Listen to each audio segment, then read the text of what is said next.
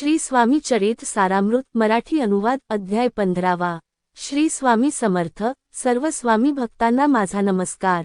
आज आपण श्री स्वामी चरित्र सारामृत अध्याय 15वा याबद्दल जाणून घेणार आहोत।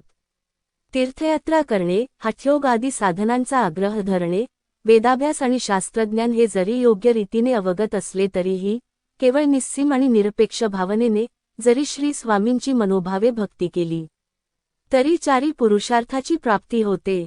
पाप, ताप, दैन्य यांपासून आपण मुक्त होतो। प्रपंचाचा सागर पार करून मोक्षाच्या पैलतीर गाठता येतो। आपल्या हातून योग्य कर्म आणि योग्य आचरण घडल्यास श्री स्वामी आपल्याला मोक्ष प्रदान करून स्वर्गमुखाचे द्वार खोलून देतात। आपण जर नित्यनेमाने नामस्मरण करत असाल तर आपली जन्म मृत्यूच्या फेऱ्यातून मुक्तता होते। हे नेहमी आपल्या स्मरणात असावे, असे मार्गदर्शन करून ग्रंथकार पुढील अध्यायास प्रारंभ करतात। श्री स्वामी कधीच फार काळ एका ठिकाणी थांबत नसत। आसपासच्या सर्व गावांना ते भेट देऊन आपल्या भक्तांची गाराणी ऐकत आणि आपल्या भक्तांना योग्य मार्गदर्शन करून तसेच जरुरी असल्यास चमत्कार करूनही दुःख मुक्त करीत असत। असेच एकदा श्री स्वामी मंगळवेढा येथे आले आणि श्री स्वामी काट्या कुट्यांची शय्या करून जमिनीवर निजले होते।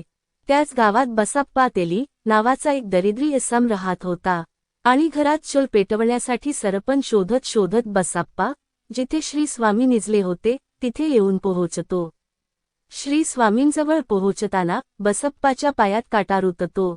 पायातून काटा काढत असतानाच बसप्पाची नजर कंटाक्षयेवर निजलेल्या श्री स्वामींवर पडते आणि बसप्पाच्या मनात विचार येतो की आपल्याला हा एवढासा काटा रुतला तर आपण इतके हळहळलो आणि हे दिगंबर अवस्थेत काट्यांवर झोपलेत। नक्कीच हे कोणी सत्पुरुष असावेत। तेवढ्यात श्री स्वामी बसप्पावर ओरडून म्हणतात, आम्ही सत्पुरुष असो नाही तर आणखी कोणी तुला काय करायचं आहे? हे ऐकून बसप्पा चकित होतो आणि पुन्हा मनात म्हणतो, बापरे, हे तर मनकवडे सुद्धा आहेत। तेव्हा श्री स्वामी कडाडून बसप्पावर ओरडतात, आम्ही मनकवडे असू नाही तर आणखी कोणी तुला कसली आली आहे पंचाईत?